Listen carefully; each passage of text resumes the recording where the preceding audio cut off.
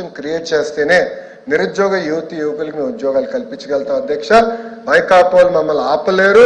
మేము ప్రతి company ground చేస్తాం, 20 లక్షల ఉద్యోగాలు కల్పిస్తాం అధ్యక్ష. నేను ఐఎమ్ ఛాలెంజింగ్ దెమ్. ఒక కప్పు కాఫీ కన్నా ఎక్కువ నేను వాళ్ళ దగ్గర ఏమైనా తీసుకుని ఉంటే నిరూపించమనండి. I'm ready for it. I'm ready for any action. ఒక కప్ కాఫీ తప్ప ఒక కప్ టీ తప్ప వాళ్ళ దగ్గర నుంచి నేను ఏం తీసుకోలేదు అధ్యక్ష. ఎల్ఓపి గారు షుడ్ సబ్స్టాన్షియేట్ ఇస్ అలిగేషన్. ఆయన అలిగేషన్ చేసి వాకౌట్ చేస్తాం కరెక్ట్ గా. ఇది పారిపోతాం అంటారు అధ్యక్ష. ఇది పారిపోతాం అంటారు. నో ఎల్ఓపి గారు should substantiate. He should substantiate his allegation.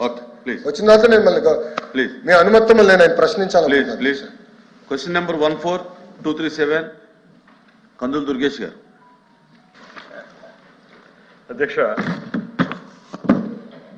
Uyyalawada Narasimha Reddy గారు, బుడ్డ వెంగళరెడ్డి గారి యొక్క సేవల్ని సంస్మరించుకుంటూనే ప్రస్తుతం ప్రభుత్వం దగ్గర వారి పేరు మీద మ్యూజియం ఏర్పాటు చేసేటువంటి ప్రతిపాదన ఏమీ లేదనేటువంటి మాటని తెలియజేస్తాను అధ్యక్ష. బ్రిటిష్ వాళ్లకు వ్యతిరేకంగా జరిగిన స్వాతంత్ర పోరాటంలో మనం చరిత్రలో చూసినప్పుడు మొదటి స్వాతంత్ర పోరాటం 1857లో సిపాయిల తిరుగుబాటు అని చెప్పి చరిత్రలో లిఖించారు అధ్యక్ష. కానీ అది అవాస్తవం అధ్యక్ష.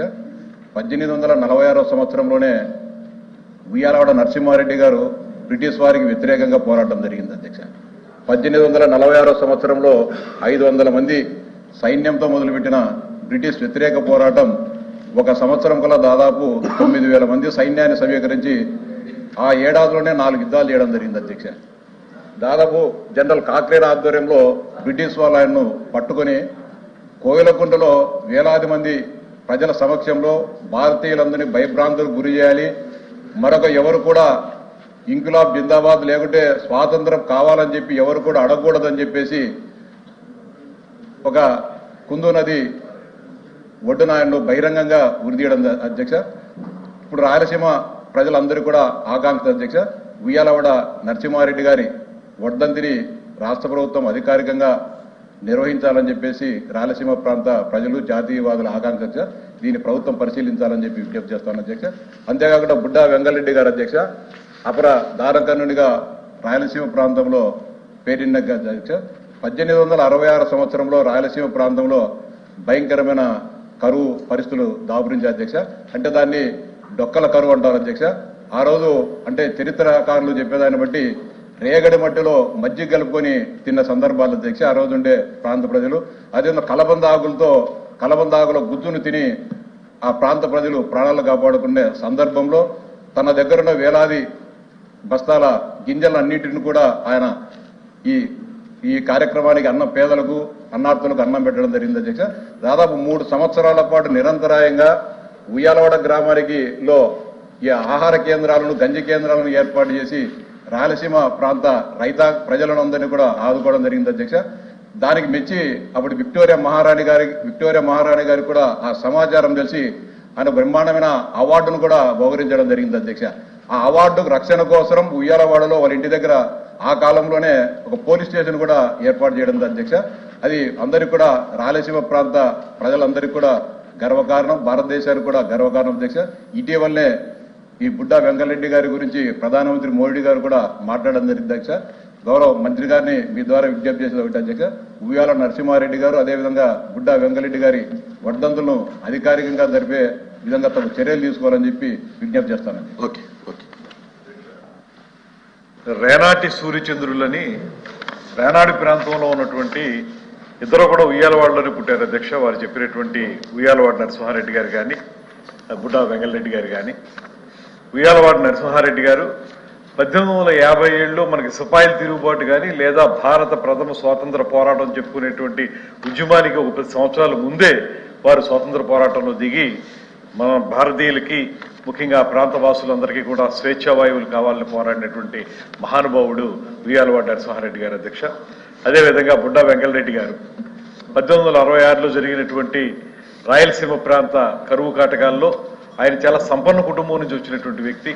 ఆయనకు ఉన్నటువంటి యావదాస్తిని కూడా ఆ కరువు కాటకాల్లో ఆకలితో అలమటిస్తున్నటువంటి ప్రజానీకానికి దారపోసి ఇంకా వేరే వాళ్ళ దగ్గర నుంచి కూడా తీసుకొచ్చి తన వధాన్యతని ఆయన నిరూపించుకున్నటువంటి మహానుభావుడు బుడ్డా వెంగళరెడ్డి గారి అధ్యక్ష. ఈ రెండు మహానాయకుల యొక్క విషయంలో కానీ వారి సేవల విషయంలో కానీ ప్రభుత్వానికి పూర్తి స్థాయిలో అవగాహన ఉంది అధ్యక్ష. తప్పనిసరిగా వారు కోరిన విధంగా మ్యూజియం అంటే అది పురావస్తు సంబంధించినటువంటి అంశం. ఆర్కియలాజికల్ మ్యూజియంస్ ఏవైనా సరే మనకి వర్చువల్ రియాలిటీ లేకపోతే ఆగ్మెంటెడ్ రియాలిటీకి సంబంధించినవి కానీ, బుక్ పబ్లిషింగ్ కానీ, లేకపోతే పురావస్తు ఆధారాలు దొరికినప్పుడు కానీ దాన్ని మ్యూజియం పెడతాం. కానీ వారు చెప్పిన విధంగా వర్ధంతి లేకపోతే జయంతి కార్యక్రమాలు నిర్వహించుకోవాలంటే మాత్రం ప్రభుత్వం తప్పనిసరిగా ప్రతి సంవత్సరం మనం క్యాలెండర్ తయారు చేసుకుంటున్నాం అధ్యక్ష ఇలాంటి పండుగలకి. దాని సందర్భంగా అవి కూడా అందులో పొందుపరిచి తప్పనిసరిగా తగు రీతిలో సముచిత రీతిలో వారిని గౌరవించుకుంటాం అనేటువంటి మాటని తమ ద్వారా తెలియజేస్తున్నాను. Okay, thank you. Question number 142221 Kondapalli Srinivas గారు. ధన్యవాదాలు అధ్యక్ష. మొదటి ప్రశ్నకు సమాధానం లేదండి. రెండో ప్రశ్నకు సమాధానం ఈ ప్రశ్నకి ఉత్పన్నం కాదండి. ధన్యవాదాలు. శ్రీనివాస్ రెడ్డి గారు. అధ్యక్ష, మామూలుగా ఏ ప్రభుత్వాలు అధికారంలో ఉన్నా వృద్ధులకు అలాగే వికలాంగులకు భర్త చనిపోయిన వాళ్లకు ఏ విధమైన ఆధారం లేని వాళ్లకు చేయూతనివ్వాల్సిన బాధ్యత ప్రభుత్వాల పైన ఉంటుంది అధ్యక్ష. అలాంటి పరిస్థితుల్లో గత ప్రభుత్వంలో జగన్మోహన్ రెడ్డి గారు తను అధికారం చేపట్టేటప్పుడు 39 లక్షల పెన్షన్లుంటే జగన్మోహన్ రెడ్డి గారి ప్రభుత్వం ఆ 5 years లో సుమారుగా 66,34,000 వరకు పెన్షన్లు ఇవ్వడం జరిగింది అధ్యక్ష. ఈ పెన్షన్లు పెరగాల్సింది పోయి వీళ్ళు 50 సంవత్సరాలకే మేము పెన్షన్లు ఇస్తామని ఎలక్షన్ ముందు చెప్పడం జరిగింది. ఈ పెన్షన్లు పెరగాల్సింది పోయి సుమారుగా 5 లక్షల పైగా పెన్షన్లు తీసేయడం జరిగింది అధ్యక్ష. ఇంకా సుమారుగా 1 లక్ష పైబడి వికలాంగులను గాలిలో పెట్టడం జరిగింది అధ్యక్ష. అనర్హులంటూ వీళ్ళ అర్హులు కాదంటూ అవాస్తవాలు చెప్తూ సుమారుగా వికలాంగులు ధర్నాలు చేసి రోడ్డు పడిన పరిస్థితి కూడా మనం గమనించాం అధ్యక్ష. అలాగే భర్త చనిపోయిన వాళ్ళు ఎప్పుడెప్పుడు వస్తుందా, పెన్షన్ ప్రభుత్వం ఎప్పుడు వస్తుందా అని ఎదురు చూస్తున్నా 2 సంవత్సరాలు కావస్తుంది అధ్యక్ష. రాష్ట్ర ప్రభుత్వం అప్పేమో విపరీతంగా పెరుగుతూనే ఉంది కానీ పేదలకు చేయాల్సిన ఈ పెన్షన్లు ఒక్కటి కూడా ఇవ్వకపోవడం చాలా దురదృష్టకరం అధ్యక్ష. సుమారుగా ముసలి వాళ్ళు అలాగే భర్త చనిపోయిన వాళ్ళు వికలాంగులు 3-4 లక్షల పైబడి ఎదురు చూస్తున్నారు అధ్యక్ష. ఎప్పుడెప్పుడు కొత్త అప్లికేషన్లు ఇస్తారు. గత ప్రభుత్వంలో 6 నెలలకు ఒకసారి ఎవరైనా పెన్షన్కు అప్లై చేసుకుంటే 6 నెలల వ్యవధిలోనే కొత్త పెన్షన్లు ఇచ్చే పరిస్థితి గత ప్రభుత్వంలో ఉంటే ఈ 2 సంవత్సరాల కాలంలో ఒక్కటి కూడా ఇవ్వలేదు అధ్యక్ష. 5 లక్షల పెన్షన్లు పెరికేసి తీసేసి 1000 రూపాయలు మేము పెంచామని గొప్పలు చెప్పుకుంటున్నారంటే ఇది ఎంత మట్టుకు న్యాయమో ఒకసారి మీరు ఆలోచన చేయాల్సిన అవసరం ఉంది. నిరుద్యోగ వృత్తి ఇస్తామన్నారు, అది ఇవ్వలే. కనీసం ఈ పెన్షన్లైనా మీరు పేదవాళ్ళకి ఇవ్వాల్సిన బాధ్యత ఈ ప్రభుత్వానికి ఉంది. దయచేసి మంత్రి గారు పెన్షన్లు తీసేయలేదని చెప్పడం చాలా బాధాకరం. మీరు స్పష్టతను ఇవ్వాల్సిన అవసరం ఉంది. సుమారుగా మీరిచ్చిన డేటాలోనే ఉంది. మీరంతే 2 నెలల నుంచి ఇప్పుడు 59 లక్షలకు పడిపోయింది అధ్యక్ష వీళ్ళు పెన్షన్లు ఇచ్చే పరిస్థితి. ఎవరైనా 1వ తారీఖు కోసం ఎదురు చూస్తారు అధ్యక్ష. ఎప్పుడెప్పుడు వస్తుందా, ఎప్పుడు తీసుకుందామా అని.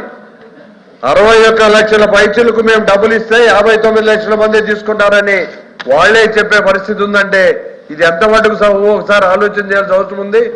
మంత్రి గారు ఇప్పుడైనా దయచేసి ఆ 66 లక్షల పైబడి మీరు మళ్ళా పెంచడానికి ప్రయత్నం చేయండి తప్ప పేదల్ని ఇబ్బంది పెట్టద్దండి అని మీకు ఈ వేదిక ద్వారా తెలియజేస్తున్నా.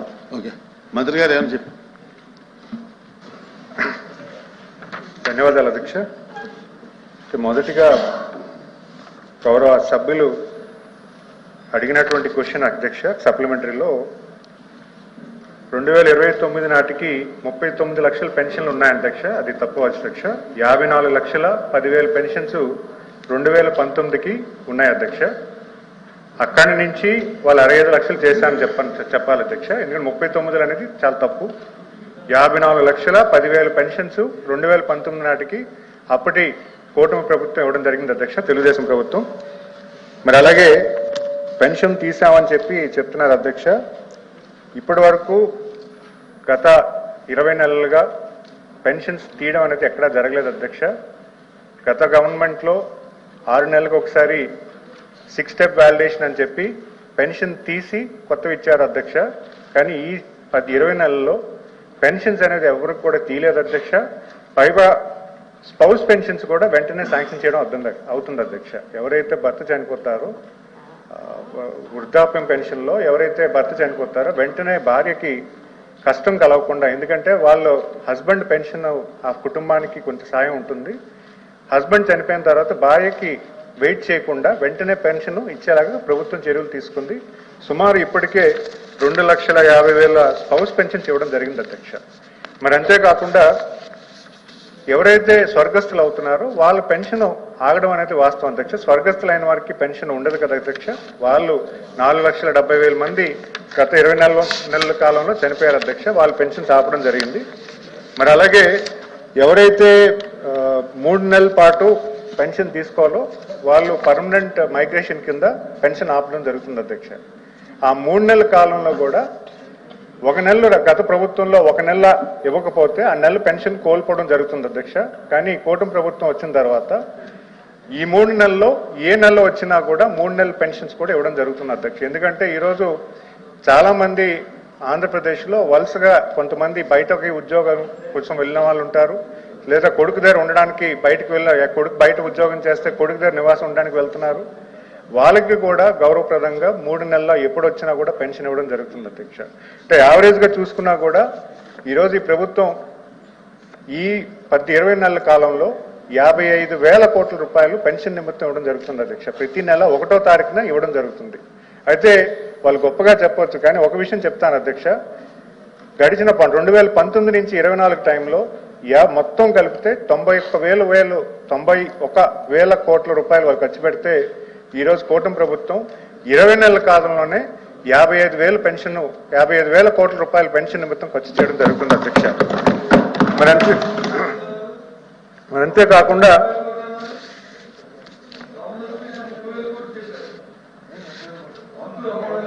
అది సంవత్సరానికి 33,000 కోట్లు, 20 నెలలకి 55,000 కోట్లు అధ్యక్ష. సంవత్సరానికి అధ్యక్ష. ప్రతి నెల 2,750 కోట్లు ప్రతి నెల ఖర్చు చేయడం జరుగుతుంది. గత ప్రభుత్వం యావరేజ్ తీసుకుంటే 5 నెలకి 1,500 కోట్లు మాత్రం ఖర్చు చేయడం జరుగుతుంది అధ్యక్ష.